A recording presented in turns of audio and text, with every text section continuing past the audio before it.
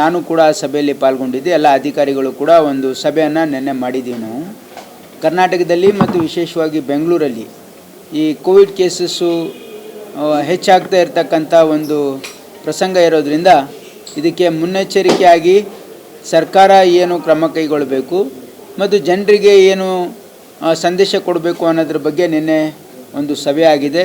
ಈಗಾಗಲೇ ಆರೋಗ್ಯ ಇಲಾಖೆ ಕೆಲವೊಂದು ಅಡ್ವೈಸರೀಸ್ ರಾಜ್ಯದ ಜನರಿಗೆ ಕೊಟ್ಟಿದ್ದಾರೆ. ಮೊದಲನೇದು ಏನಂತಂದರೆ, ಇವತ್ತು ಯಾರು ಗರ್ಭಿಣಿಯ ಹೆಣ್ಮಕ್ಳು ಅಥವಾ ಸೀನಿಯರ್ ಸಿಟಿಸನ್ಸು ಅಥವಾ ಕೋಮಾರ್ಬಿಡಿಟಿ ಇರ್ತಕ್ಕಂಥ ಜನರು, ನೀವು ಜನದಟ್ಟಣೆ ಇರ್ತಕ್ಕಂಥ ಸ್ಥಳಗಳಿಗೆ ಹೋದಾಗ ನೀವು ಮಾಸ್ಕನ್ನು ಉಪಯೋಗ ಮಾಡಬೇಕು ಅಂತಕ್ಕಂಥ ಅಡ್ವೈಸರಿ ಕೊಟ್ಟಿದ್ದಾರೆ. ಜೊತೆಗೆ ಈಗ ಶಾಲೆಗಳು ಪ್ರಾರಂಭ ಆಗ್ತಾ ಇರೋದ್ರಿಂದ ಮಕ್ಕಳು ಯಾರಿಗೆ ನೆಗಡಿ, ಕೆಮ್ಮು, ಜ್ವರ ಇದೆ ಅವರನ್ನು ಸ್ಕೂಲಿಗೆ ಅವಾಯ್ಡ್ ಮಾಡಿ ಅಂತಕ್ಕಂಥದ್ದನ್ನು ಕೂಡ ಅಡ್ವೈಸರಿಯನ್ನು ಕೊಟ್ಟಿದ್ದಾರೆ. ಜೊತೆಗೆ ಈಗ ಯಾವುದು ಸಿವಿಯರ್ ಸಾರಿ ಕೇಸಸ್ ಇದೆ ಅದಕ್ಕೆ ಟೆಸ್ಟಿಂಗ್ ಮಾಡಬೇಕು ಅಂತಕ್ಕಂಥದ್ದನ್ನು ಕೂಡ ಈಗಾಗಲೇ ಒಂದು ಸೂಚನೆಯನ್ನು ಕೊಟ್ಟಿದೆ. ಮತ್ತು ಜನರು ಆತಂಕ ಪಡ್ತಕ್ಕಂಥ ಅವಶ್ಯಕತೆ ಇಲ್ಲ. ಇವತ್ತು ಈ ಕೇಸಸ್ ಏನಿದೆ ಇದೆಲ್ಲ ಮೈಲ್ಡ್ ಕೇಸಸ್ ಇದೆ, ಎಲ್ಲ ಆಲ್ಮೋಸ್ಟ್ ಗುಣಮುಖರಾಗಿದ್ದಾರೆ. ಮತ್ತು ಇದರಲ್ಲಿ ಯಾರೂ ಹಾಸ್ಪಿಟಲೈಸ್ ಆಗಿಲ್ಲ, ಒಂದೇ ಒಂದು ಹಾಸ್ಪಿಟಲೈಸ್ ಆಗಿರೋ ಅವ್ರದ್ದು ಕೂಡ ಚೇತರಿಸ್ಕೊಳ್ತಾ ಇದ್ದಾರೆ. ಹಾಗಾಗಿ ಯಾರೂ ಆತಂಕ ಪಡಬೇಕಾಗಿರ್ತಕ್ಕಂಥ ಅವಶ್ಯಕತೆ ಇಲ್ಲ ಅಂತಕ್ಕಂಥದ್ದು ಭಾಳ ಸ್ಪಷ್ಟವಾಗಿ ಸಂದೇಶವನ್ನು ಕೊಡಲಾಗಿದೆ. ಅದರ ಪ್ರಯುಕ್ತ ಇವತ್ತು ನಾವು ಕೂಡ ವೈದ್ಯಕೀಯ ಶಿಕ್ಷಣ ಇಲಾಖೆಯಲ್ಲಿ ವ್ಯಾಪ್ತಿಯಲ್ಲಿ ಬರ್ತಕ್ಕಂಥ ಎಲ್ಲ ಆಸ್ಪತ್ರೆಗಳ ಡೈರೆಕ್ಟರ್ಸು ಮತ್ತು ಮೆಡಿಕಲ್ ಸೂಪರ್ಡೆಂಟ್ಸು, ಸ್ಪೆಷಲ್ ಆಫೀಸರ್ಸು ಇವತ್ತೊಂದು ಝೂಮ್ ಮೀಟಿಂಗನ್ನು ಮಾಡಿದ್ದೀವಿ. ನಾವು ಮುಖ್ಯವಾಗಿ ಅವ್ರಿಗೇನು ಹೇಳಿದ್ದೇವೆ ಅಂದರೆ, ಮೊದಲನೇದಾಗಿ ನೀವು ಟೆಸ್ಟಿಂಗ್ ಫೆಸಿಲಿಟಿಯನ್ನು ನೀವು ಎಲ್ಲ ರೆಡಿ ಮಾಡ್ಕೊಳ್ಬೇಕು. ಎಲ್ಲರ ಹತ್ರ ಇವತ್ತು ಇಕ್ವಿಪ್ಮೆಂಟ್ ಇದೆ, ಲ್ಯಾಬ್ ಇದೆ, ಆದರೆ RT-PCR ಕಿಟ್ಸು NHM ಅಲ್ಲಿ ಆರೋಗ್ಯ ಇಲಾಖೆ ಅವರು ಸಪ್ಲೈ ಮಾಡ್ತಾ ಇದ್ದಾರೆ. ಹಾಗಾಗಿ ನಾವು ಮೊದಲನೇದಾಗಿ ಟೆಸ್ಟಿಂಗ್ ಫೆಸಿಲಿಟಿಯನ್ನು ಅಕ್ರಾಸ್ ದ ಸ್ಟೇಟ್ 4 ಡಿವಿಷನಲ್ಲಿ ಈಗ ಸದ್ಯಕ್ಕೆ ಮಾಡ್ತಾ ಇದ್ದಾರೆ.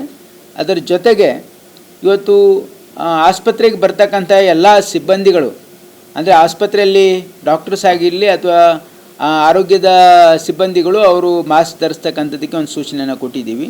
ಮತ್ತು ಯಾವ ಸಾರಿ ಕೇಸಸ್ ಇರ್ತದೆ ಅದಕ್ಕೆ ಟೆಸ್ಟ್ ಮಾಡ್ತಕ್ಕಂಥದ್ದನ್ನು ಸೂಚನೆಯನ್ನು ಕೊಟ್ಟಿದ್ದೀವಿ. ಜೊತೆಗೆ ನಮ್ಮ ಅವೈಲಬಿಲಿಟಿ ಆಫ್ ಆಕ್ಸಿಜನೇಟೆಡ್ ಬೆಡ್ ಎಲ್ಲ ರೆಡಿ ಎಷ್ಟೆಷ್ಟಿದೆ, ಆಮೇಲೆ ನಮಗೆ ಆಕ್ಸಿಜನ್ ಕೆಪಾಸಿಟಿ ಎಷ್ಟಿದೆ, ಆಮೇಲೆ ಎಷ್ಟು ಬೆಡ್ಸ್ ಇದೆ ಅದನ್ನು ಕೂಡ ಎಲ್ಲ ರೀಅಸೆಸ್ ಮಾಡೋಕ್ಕೆ ಹೇಳಿದ್ದೀವಿ. ಜೊತೆಗೆ ಇವತ್ತು ಏನೇನು ಇಕ್ವಿಪ್ಮೆಂಟ್ಸು, ಇದು ವೆಂಟಿಲೇಟರ್ ಆಗಿರ್ಬೋದು ಅಥವಾ ಬೇರೆ ಬೇರೆ ಇಕ್ವಿಪ್ಮೆಂಟ್ ಏನಿದಕ್ಕೆ ಅವಶ್ಯಕತೆ ಇದೆ ಅದರ ಅವೈಲಬಿಲಿಟಿನೂ ಕೂಡ ನಾವು ಅಸೆಸ್ ಮಾಡ್ಕೊಳ್ಳೋಕ್ಕೆ ಹೇಳಿದ್ದೀವಿ. ಮತ್ತು ಜೊತೆಗೆ ಅವೈಲಬಿಲಿಟಿ ಆಫ್ ದ ಡ್ರಗ್ಸ್, ಇದು ಸಿಂಪ್ಟಮ್ಯಾಟಿಕ್ ಟ್ರೀಟ್ಮೆಂಟ್ ಆಗಿರುತ್ತೆ ಈ ಮೈಲ್ಡ್ ಕೇಸಸ್ಸಲ್ಲಿ. ಹಾಗಾಗಿ ಅಲ್ಲಿ ಆ್ಯಂಟಿಪೈರೆಟಿಕ್ಸ್ ಆಗಿರ್ಬೋದು ಅಥವಾ ಆ್ಯಂಟಿಟಿಸೆಸಿವ್ ಆಗಿರ್ಬೋದು ಅಥವಾ ಸ್ಟಿರಾಯ್ಡ್ಸ್ ಆಗಿರ್ಬೋದು ಅಥವಾ ನಮ್ಮ ಬೇರೆ ಬೇರೆ ಏನು ಆ್ಯಂಟಿಕೋಗ್ಯುಲೆಂಟ್ಸ್ ಆಗಿರ್ಬೋದು, ಇವೆಲ್ಲ ರೆಮ್ಡೆಸಿವಿರ್ ಒಂದು ಬಿಟ್ಟು, ಯಾಕಂದರೆ ಆರೋಗ್ಯ ಇಲಾಖೆಯವರಿಗೆ ನಾವು ರೆಮ್ಡೆಸಿವಿರ್ ಬಗ್ಗೆನೂ ಅವರು ಒಂದು ಅವೈಲಬಿಲಿಟಿಯನ್ನು ಚೆಕ್ ಮಾಡ್ತೀವಿ ಅಂತ ಹೇಳಿದ್ದಾರೆ. ಹಾಗಾಗಿ ಇವತ್ತು ಏನೇನು ಡ್ರಗ್ಸ್ ರಿಕ್ವೈರ್ಡ್ ಇದೆ ಅದನ್ನು ಕೂಡ ನಾವು ಸ್ಟಾಕನ್ನು ಮೇಂಟೈನ್ ಮಾಡೋಕ್ಕೆ ಈಗಾಗಲೇ ಸೂಚನೆಯನ್ನು ಕೊಟ್ಟಿದ್ದೀವಿ. ಎಲ್ಲ ಡೈರೆಕ್ಟರ್ಸಿಗೆ ನೀವೊಂದು ನಿಮ್ಮ ಆಸ್ಪತ್ರೆಯಲ್ಲಿರ್ತಕ್ಕಂಥ ಫೆಸಿಲಿಟಿ ಏನೇನೋ ನಾವು ಸೂಚನೆ ಕೊಟ್ಟಿದ್ದೀವಿ ಮತ್ತು ಏನು ಅವರಿಗೆ ಅವಶ್ಯಕತೆ ಇದೆ, ಅವ್ರ ಬೇಡಿಕೆ ಏನಾದರೂ ಇದ್ದರೂ ಕೂಡ ನಾವು DME ಅವರಿಗೆ ಇವತ್ತೇ ಅವರು ಸಬ್ಮಿಟ್ ಮಾಡಬೇಕು ಅಂತಕ್ಕಂಥ ಸೂಚನೆಯನ್ನು ಕೊಟ್ಟಿದ್ದೀವಿ. ಎಲ್ಲ ಡಾಕ್ಟರ್ಸು ಕಾನ್ಫಿಡೆಂಟ್ ಆಗಿದ್ದಾರೆ. ಇವತ್ತು ಎಂಥ ಇವೆಂಚುಯಾಲಿಟಿ ಇದ್ದರೂ ನಾವು ಅದನ್ನು ಫೇಸ್ ಮಾಡ್ತೀವಿ ಅಂತಕ್ಕಂಥ ಕಾನ್ಫಿಡೆನ್ಸು ನಮ್ಮ ಎಲ್ಲ ಡಾಕ್ಟರ್ಸು ಎಕ್ಸಿಬಿಟ್ ಮಾಡಿದ್ದಾರೆ. ಎಲ್ಲ ಆಸ್ಪತ್ರೆಗಳಲ್ಲಿ ಅಲ್ಲಿ ಎಷ್ಟು ಆಕ್ಸಿಜನೇಟೆಡ್ ಬೆಡ್ ಇದೆ, ಅಂದರೆ ಅದ್ರ ಜೊತೆಗೆ ಎಷ್ಟು ವೆಂಟಿಲೇಟರ್ಸ್ ಇದೆ, ಅವೆಲ್ಲವನ್ನು ನೀವು ಒಂದು ಅಸೆಸ್ ಮಾಡಿ ನೀವು ನಮಗೆ ಅದು ಸಬ್ಮಿಟ್ ಮಾಡೋಕ್ಕೆ ಹೇಳಿದ್ದೀವಿ. ಅವ್ರಿಗೇನು ಕೊರತೆಯ ಅವಶ್ಯಕತೆ ಇದ್ದರೂ ಕೂಡ ಅದನ್ನು ಸಬ್ಮಿಟ್ ಮಾಡೋಕ್ಕೆ ಹೇಳಿದ್ದೀವಿ. ಇಲ್ಲ, ಸದ್ಯಕ್ಕೆ ಅದರ ಅವಶ್ಯಕತೆ ಇಲ್ಲ ಅಂತಕ್ಕಂಥದ್ದು ಈಗ ಒಂದು ನಿರ್ಣಯ ಆಗಿದೆ. ಎಲ್ಲರೂ ಮಾಸ್ಕ್ ಧರಿಸ್ತಕ್ಕಂಥದ್ದು ನಿರ್ಣಯ ಸದ್ಯಕ್ಕಾಗಿಲ್ಲ. ಯಾರು ಸಾರಿ ಕೇಸಸ್ ಇದೆ ಅವರು ಮಾಸ್ಕ್ ಧರಿಸ್ಬೇಕು ಅಂತ ಇದೆ. ಮಾಸ್ಕ್ ಯಾರು ಧರಿಸ್ಬೇಕು ಅಂದರೆ, ಯಾರು ಅಂದರೆ ಪ್ರೆಗ್ನೆಂಟ್ ವುಮೆನ್ ಮತ್ತು ಯಾರು ಕೋಮಾರ್ಬಿಡಿಟಿ ಇರ್ತಕ್ಕಂಥ ಪರ್ಸನ್ಸು ಮತ್ತು ಸೀನಿಯರ್ ಸಿಟಿಸನ್ಸು ಕ್ರೌಡೆಡ್ ಪ್ಲೇಸಿಗೆ ಹೋದಾಗ ಅದು ಅವರು ಮಾಸ್ಕ್ ಧರಿಸ್ತಕ್ಕಂಥದಕ್ಕೆ ಒಂದು ಅಡ್ವೈಸರಿಯನ್ನು ಈಗಾಗಲೇ ಕೊಟ್ಟಾಗಿದೆ. ಇಲ್ಲ, ನಾವು ಆಸ್ಪತ್ರೆಯಲ್ಲಿ ಕೆಲಸ ಮಾಡ್ತಕ್ಕಂಥವರಿಗೆ ನೀವು ಹಾಕ್ಕೊಳ್ಳಿ ಅಂತ ನಾವು ಅಡ್ವೈಸ್ ಮಾಡಿದ್ದೀವಿ ಇಲಾಖೆಯಿಂದ. ಯಾಕಂದರೆ ಅಲ್ಲಿ ಭಾಳ ಎಕ್ಸ್ಪೋಜರ್ ಇರುತ್ತೆ. ಆಮೇಲೆ ಗೌರ್ಮೆಂಟ್ ಹಾಸ್ಪಿಟಲಲ್ಲಿ ಭಾಳ ಪೇಷಂಟ್ ಬರ್ತಾ ಇರ್ತಾರೆ. ಹಾಗಾಗಿ ಅವ್ರಿಗೆ ಮಾಸ್ಕ್ ಧರಿಸೋದು ಒಳ್ಳೆಯದು ಅಂತ ನಾವು ಅಡ್ವೈಸ್ ಮಾಡಿದ್ವಿ. ಇಲ್ಲ, ಸದ್ಯಕ್ಕೆ ಆ ರೀತಿ ಯಾವುದೂ ನಿರ್ಬಂಧ ಇಲ್ಲ.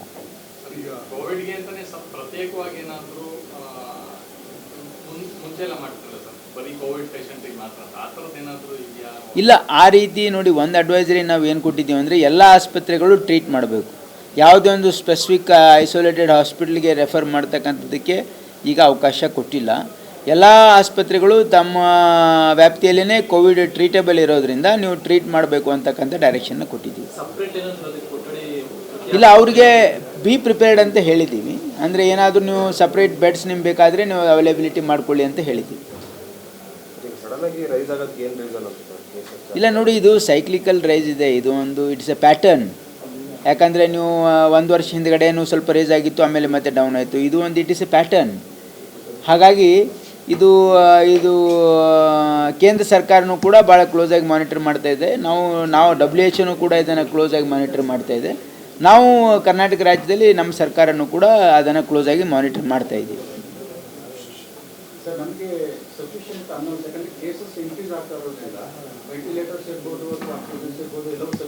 ಎಲ್ಲ ಅವೈಲೇಬಿಲಿಟಿ ಸಫಿಷಿಯೆಂಟ್ ಇದೆ ಸದ್ಯಕ್ಕೆ. ಈಗ it depends on the number of cases. ನಾವು ಎಲ್ಲ ಆಸ್ಪತ್ರೆಯಲ್ಲಿ ಅವೈಲೇಬಿಲಿಟಿ, ಹೋದ ಸರಿ ಏನಾಗಿತ್ತು, ಅವರು they are not prepared to the eventuality, but ನಾವು ವಿ ಆರ್ ಪ್ರಿಪೇರ್ಡ್. ನಮ್ಮ ಹತ್ರ ಅವೈಲೇಬಿಲಿಟಿ ಆಫ್ ಆಕ್ಸಿಜನ್ ಆಗಿರ್ಬೋದು, ಮತ್ತು ಅವೈಲೇಬಿಲಿಟಿ ಆಫ್ ವೆಂಟಿಲೇಟರ್ಸ್ ಆಗಿರ್ಬೋದು, ಅವೈಲೇಬಿಲಿಟಿ ಆಫ್ ಡ್ರಗ್ಸ್ ಆಗಿರ್ಬೋದು, ಅಥವಾ ಟ್ರೀಟ್ಮೆಂಟ್ ಪ್ರೋಟೋಕಾಲ್ ಆಗಿರ್ಬೋದು, ವಾಟ್ ಅಪ್ರೋಪ್ರಿಯೇಟ್ ಮೆಷರ್ಸ್ ತೊಗೊಳ್ಬೇಕು ಅಂತಕ್ಕಂಥದ್ದಕ್ಕೆ ವಿ ಆರ್ ಪ್ರಿಪೇರ್ಡ್.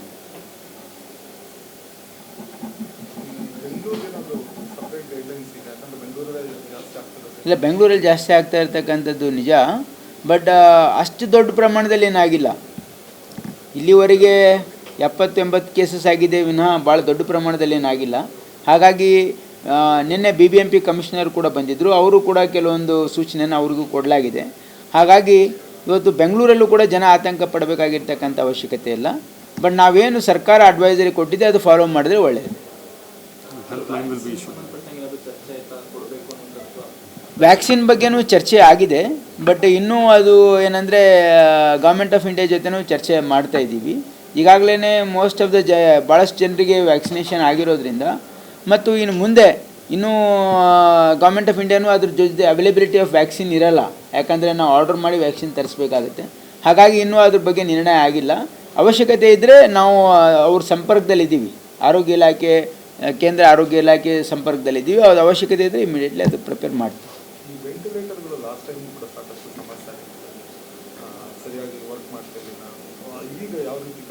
ಈಗಾಗಲೇ ನಾನು ಇವತ್ತು ಮೀಟಿಂಗ್ ಮಾಡಿದಾಗ ಅವರಿಗೆ ಎಲ್ಲ ಹಾಸ್ಪಿಟಲ್ ಡೈರೆಕ್ಟರ್ಸಿಗೆ, ಮೆಡಿಕಲ್ ಸೂಪ್ರಿಡೆಂಟಿಗೆ ಒಂದು ಸೂಚನೆಯನ್ನು ಕೊಟ್ಟಿದ್ದೀವಿ. ಏನಂದರೆ, ನಿಮ್ಮ ಹತ್ರ ಎಷ್ಟು ವೆಂಟಿಲೇಟರ್ಸ್ ಇದ್ದಾವೆ, ಎಷ್ಟು ವರ್ಕಿಂಗ್ ಇದ್ದಾವೆ, ಎಷ್ಟು ವರ್ಕಿಂಗ್ ಇಲ್ಲ, ಮತ್ತು ಅದಕ್ಕೆ ಅವ್ರಿಗೇನು ರಿಕ್ವೈರ್ಮೆಂಟ್ ಇದೆ, ಏನು ಹೆಲ್ತ್ ಪರ್ಸನಲ್ ಬೇಕು, ಏನು ಡ್ರಗ್ಸ್ ಬೇಕು, ಏನು ನಿಮಗೇನು ರಿಕ್ವೈರ್ಮೆಂಟ್ ಏನಿದೆ ಅದರ ಒಂದು ಪಟ್ಟಿ ಕೊಡೋಕ್ಕೆ ಹೇಳಿದ್ದೀವಿ ನಾವು ಈಚ್ ಡೈರೆಕ್ಟ್ರಿಗೆ.